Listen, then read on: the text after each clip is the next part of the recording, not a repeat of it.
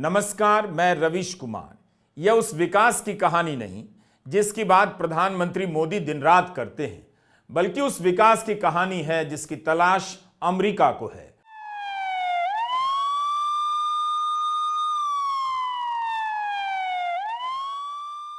उस विकास यादव की कहानी जिसे अमेरिका की केंद्रीय जांच एजेंसी FBI तलाश कर रही है। FBI की वेबसाइट पर हत्या के प्रयास और मनी लॉन्ड्रिंग के केस में एक भारतीय का चेहरा लगा दिया गया है। विकास यादव को हरियाणा के प्राणपुरा का रहने वाला बताया गया है। न्यूयॉर्क में खालिस्तानी विचारधारा के समर्थक गुरुपतवंत सिंह पन्नू की हत्या की नाकाम कोशिश में विकास यादव का नाम आया है। इसी मामले में एक और व्यक्ति निखिल गुप्ता को चेक गणराज्य से गिरफ्तार कर अमेरिका लाया गया है। जब से FBI के वेबसाइट पर विकास यादव का चेहरा लगाया गया है, भारत में कोई बात ही नहीं हो रही है। क्या यही विकास यादव है जिसे भारत में गिरफ्तार कर लेने की खबरें छपी हैं? FBI ने अपनी वेबसाइट पर इसका फोटो क्यों लगाया? हिंदुस्तान टाइम्स के प्रशांत झा की रिपोर्ट है कि भारत ने अमेरिका को बताया है कि जिसे आरोपी नंबर CC1 बताया गया है, जिसके बारे में कहा जाता है कि उसने भारत की खुफिया एजेंसी रॉ की तरफ से गुरुपतवंत सिंह पन्नू को मारने की सुपारी दी थी, उसे भारत में गिरफ्तार कर लिया गया है। बिना पहचान बताए रिपोर्ट हुआ था कि वह अब सरकार की एजेंसी में काम नहीं करता। भारत की उच्च स्तरीय कमेटी इस मामले की जांच कर रही है। प्रशांत झा ने लिखा है कि भारत में किसी को गिरफ्तार किया गया है, नाम नहीं लिखा है उस रिपोर्ट में। हमारा सवाल है, क्या यह शख्स विकास यादव हो सकता है? क्या भारत सरकार विकास को अमेरिका के हवाले कर सकती है? यह सब सवाल है। 17 अक्टूबर को भारतीय विदेश मंत्रालय की प्रेस कॉन्फ्रेंस में किसी की गिरफ्तारी की पुष्टि नहीं की गई। ट्विटर पर कुछ लोगों ने विकास यादव को रॉ का एजेंट लिखा है, लेकिन इसकी पुष्टि मैं नहीं कर सकता। भारत के विदेश मंत्रालय के प्रवक्ता रणधीर जायसवाल ने कहा है, पन्नू मामले में अमेरिका जिस आदमी का नाम ले रहा है वह अब भारत सरकार का कर्मचारी नहीं है। 17 अक्टूबर की प्रेस कॉन्फ्रेंस में ब्लूमबर्ग के सुधीररंजन सेन ने पूछा कि क्या आप बता सकते हैं कि कौन सा भारतीय अधिकारी है जिसे निकाला गया? क्या इसकी पुष्टि की जा सकती है कि उस अधिकारी को पन्नू की हत्या के मामले में ही निकाला गया? विदेश मंत्रालय की प्रेस कॉन्फ्रेंस में यह सवाल पूछे तो गए, मगर कोई ठोस जवाब नहीं मिला। Sir, Sudhiranjan from Bloomberg. So adding on to Ajay's question, if you could give us an understanding as to who the Indian official, India has sacked, and can you confirm or deny? Is it, following the investigation on the thwarted, assassination attempt on Pannoon? Also, could you give us an understanding as to who has gone to the United States, in this regard? What is the level of officers? What is the kind of information that is being exchanged with the United States? Okay, first Sudhi, I'll come to your question on, I just confirmed that yes, this particular gentleman, he is not part of the Government of India setup. He's not an employee. Beyond that, I don't have anything to share with you. Regarding people who've gone to the United States, I would say that these are members of the high-level inquiry committee that had been set up in November of 2023 to look into the inputs that were shared with us by the US, and we have been telling you that we have taken these inputs very seriously, and we remained engaged with the US side on this particular matter. Two members of the high-level committee, they have traveled there and they've held meetings with the US side. So that is what I have to share with you. तो आपने देखा कि विदेश मंत्रालय ने ज्यादा कुछ नहीं कहा। यह भी नहीं बताया कि अमेरिका गई भारतीय टीम में कौन कौन लोग हैं और किस स्तर के अधिकारी हैं। प्रेस कॉन्फ्रेंस में विदेश मंत्रालय के प्रवक्ता तो यही कहते रहे, भारत की टीम अमेरिका गई है, वहां की टीम के साथ बैठक हो गई है और सूचनाओं का आदान प्रदान हुआ है, और उसके बाद FBI की वेबसाइट पर विकास यादव का नाम और फोटो जारी कर दिया जाता है। इसका क्या अर्थ लगाया जाए? विदेश मंत्रालय के प्रवक्ता कहते हैं, कोई भी भारत सरकार का कर्मचारी नहीं है। अमेरिका की जस्टिस डिपार्टमेंट की वेबसाइट पर विकास यादव को भारत सरकार का कर्मचारी बताया गया है। क्या हम इस बात का इंतजार कर रहे हैं कि इन सब सवालों के बारे में अमेरिका की तरफ से ही एक तरफा जवाब आए, यह भी कितना बुरा होगा। विकास यादव ने किसके कहने पर हत्या की साजिश रची? क्या यह कोई स्वतंत्र रूप से पेशेवर अपराधी है? अगर है तो इसके बारे में सरकार क्यों नहीं बता सकती? कुछ भी साफ साफ नहीं बताया जा रहा।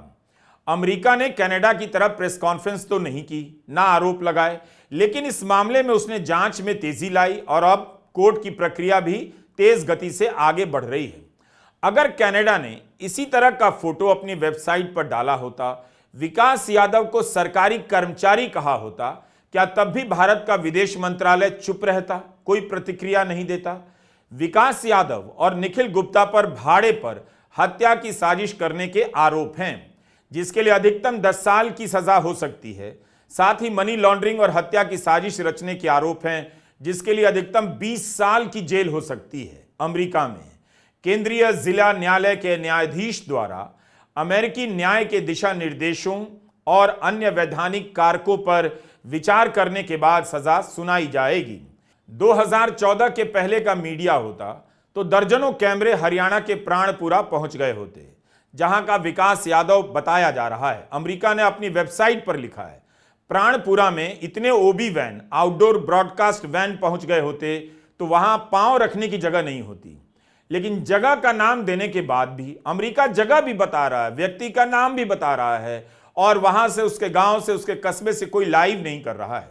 भारत सरकार का सरकारी कर्मचारी भाड़े पर हत्या के खेल में शामिल हो जाए तो क्या गोदी मीडिया को चुप रहना चाहिए? यह भी तो हो सकता है कि विकास यादव को फंसाया जा रहा हो, तब क्या मीडिया को इस पर बहस नहीं करनी चाहिए? कम से कम गोदी मीडिया के 2-4 एंकर ही अमेरिका को ललकार देते तो उसके पसीने छूट जाते, मगर वो भी कुछ नहीं कर रहे हैं।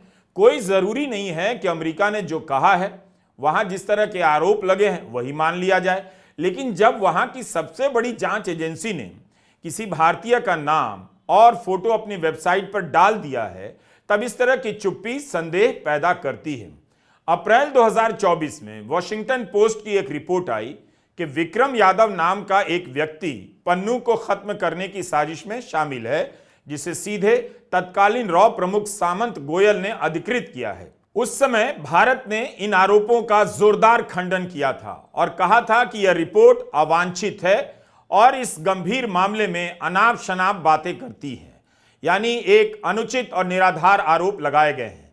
क्या अप्रैल का कथित विक्रम यादव ही अक्टूबर का विकास यादव है, जिसकी FBI को तलाश है? हम अलग अलग मीडिया रिपोर्ट के सहारे इस मसले को समझने का प्रयास कर रहे हैं। वो धागा पकड़ रहे हैं जिसे छोड़ दिया गया है। 16 अक्टूबर को इंडियन एक्सप्रेस में दीप्तिमान तिवारी की रिपोर्ट छपती है। अमेरिका ने घोषणा की है कि खालिस्तानी अलगाववादी नेता गुरुपतवंत सिंह की हत्या की नाकाम कोशिश के मामले में भारत की तरफ से उच्च स्तरीय जांच समिति अमेरिका आ रही है। दोनों के बीच सूचनाओं का आदान प्रदान होगा।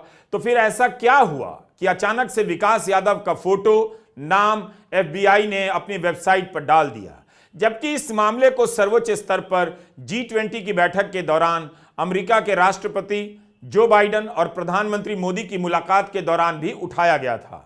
कनाडा के हरदीप सिंह निर्जर के मामले में भी ट्रूडो ने प्रधानमंत्री मोदी के साथ निजी तौर पर यह मुद्दा उठाया था।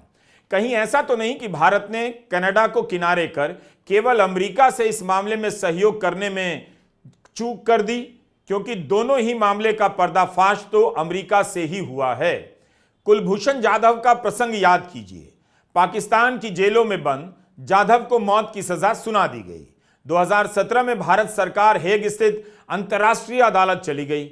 1 रुपया लेकर हरीश साल्वे ने इस केस की पैरवी की। तब उनकी इस बात की काफी चर्चा हुई, सराहना हुई और साल्वे हीरो बन गए। गोदी मीडिया के एंकर कूदने लगे कि ऐसी मजबूत सरकार होनी चाहिए जो अपने नागरिकों को बचाने के लिए किसी भी हद तक जा सके। आप 2017 से 2019 के दौरान इस मामले के कवरेज को निकाल कर देखिए, फिर पूछिए कि कुलभूषण जाधव आज कहां है, भारत क्यों नहीं आया। आप कितनी चीजें याद रखेंगे? दरअसल इसकी शक्ति ही समाप्त कर दी गई है। फिर भी जिस तरह की पैरवी कुलभूषण जाधव के लिए की गई, गोदी मीडिया ने माहौल बनाया, विकास यादव के समय क्यों नहीं किया जा रहा है? कतर में इस्राएल की एक कंपनी के लिए जासूसी का आरोप कुछ भारतीयों पर लगा। इनमें से कुछ नौसेना के पूर्व अधिकारी थे।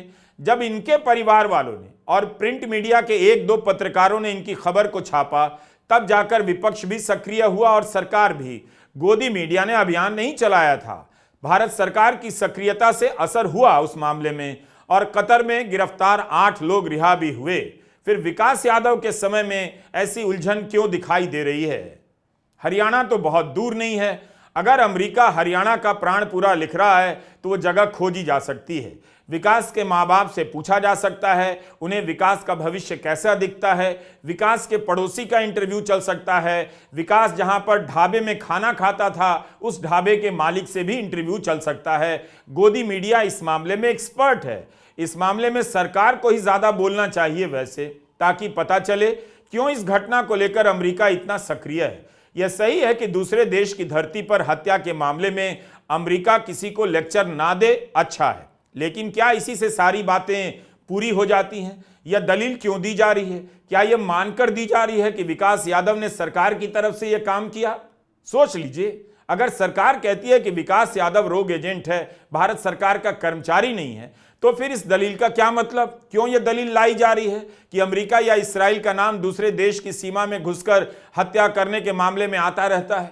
पकड़े तो नहीं जाते जब तक भारत यह न कहे या साबित ना हो कि विकास यादव सरकार के भीतर के किसी के कहने पर यह काम कर रहा था। भारत के बचाव का सवाल कहां से आ रहा है? अगर विकास यादव भारत का नागरिक है, सरकारी कर्मचारी है, तो फिर उसे क्यों छोड़ा जा रहा है?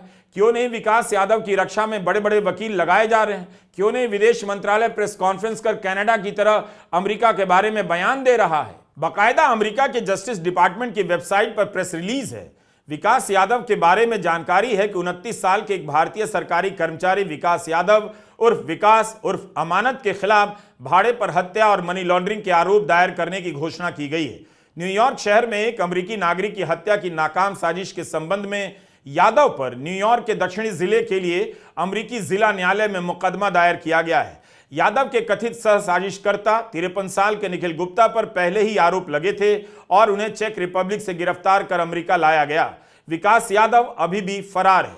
अमेरिका पन्नू को अपना नागरिक मानता है। FBI निदेशक क्रिस्टोफर रे ने कहा है कि आरोपी एक भारतीय सरकारी कर्मचारी है जिसने कथित तौर पर एक अन्य सहयोगी के साथ मिलकर साजिश रची है और अमेरिकी धरती पर अपने फर्स्ट अमेंडमेंट अधिकारों का प्रयोग करने वाले एक अमेरिकी नागरिक की हत्या करने का प्रयास किया।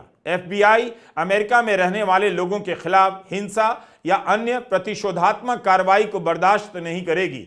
हम अपने भागीदारों के साथ मिलकर काम करने के लिए प्रतिबद्ध हैं ताकि ऐसे विदेशी नागरिकों या अन्य लोगों का पता लगाया जा सके, उन्हें रोका जा सके और उन्हें जवाबदेह ठहराया जा सके जो अंतर्राष्ट्रीय दमन के ऐसे कृत्यों में शामिल होना चाहते हैं। कनाडा में खालिस्तानी अलगाववादी नेता हरदीप सिंह निज्जर की हत्या का मामला आता है और न्यूयॉर्क में पन्नू की हत्या की नाकाम साजिश का मामला। क्या दोनों को अलग अलग किया जा सकता है? कई बार लगता है ऐसे मामलों के बीच दबाव डालने की रणनीति हो सकती है, लेकिन अमेरिका को कोई चीज बेचनी है तो उसके लिए क्या यही रास्ता बचा है? इसलिए इस दलील में भी दम नहीं लगता। 2013 में भारतीय विदेश सेवा की अफसर देवयानी खोब्रागड़े को न्यूयॉर्क में गिरफ्तार कर लिया गया। देवयानी भारतीय कॉन्सुलेट में कार्यवाहक कॉन्सुल जनरल के पद पर तैनात थी और उन पर अपनी मेड संगीता रिचर्ड के वीसा फॉर्म में झूठ बोलने का आरोप लगा, यह भी कि वे अपनी मेड को कम पैसे देती हैं। देवयानी खोब्रागड़े को तुरंत ही जमानत मिल गई, लेकिन इसके विरोध में मनमोहन सिंह की सरकार ने दिल्ली के अमेरिकी दूतावास के बाहर से बैरिकेड हटा लिया था और अधिकारियों के परिवारों से उनके डिप्लोमेटिक ID कार्ड वापस ले लिए थे। जनवरी 2014 में अमेरिका की एक अदालत ने खोब्रागड़े पर आरोप सही पाया, जिसके बाद उन्हें अमेरिका छोड़ना पड़ा। वहीं भारतीय विदेश मंत्रालय ने भी उनके खिलाफ कार्रवाई शुरू की क्योंकि उन्होंने मीडिया से बिना अनुमति बात की और गुमराह करने वाले बयान दिए। तब इस सीन में गुजरात के मुख्यमंत्री रहते हुए नरेंद्र मोदी भी प्रवेश कर गए। उन्होंने इसके विरोध में अमेरिका के एक प्रतिनिधिमंडल से मिलने से मना कर दिया। रविशंकर प्रसाद ने कहा, यूपीए की विदेश नीति विनाशकारी रही है। चाहे हमारे पाकिस्तान के साथ संबंध देख लीजिए, चाहे चीन के साथ, चाहे अमेरिका के। प्रसाद का बयान था कि जिस तरह सरकार ने इसे हैंडल किया है उससे बीजेपी संतुष्ट नहीं है। क्या विकास यादव को उसके हाल पर छोड़ दिया जाएगा? अमेरिका के जस्टिस डिपार्टमेंट और FBI की वेबसाइट पर भारत का सरकारी कर्मचारी लिखा जाना कानून के राज में यकीन को बार बार दोहराने वाले और दूसरे देश की सीमा से दूर रहने वाले देश के लिए अच्छा नहीं है। अपने ड्राइंग रूम में या पसंद के टीवी चैनल के स्टूडियो में आप कोई भी बहस आपस में जीत सकते हैं, लेकिन जो भी हुआ है क्या वो अच्छा हुआ है? जो लोग इस बात पर सीना फुला रहे थे भारत अब दूसरे की जमीन में घुसकर पीछा करेगा, मार देगा, वो अब विकास यादव के लिए चुप क्यों हो गए हैं? मैदान में अगर चले गए थे तो भाग क्यों आ रहे हैं? नमस्कार, मैं रवीश कुमार।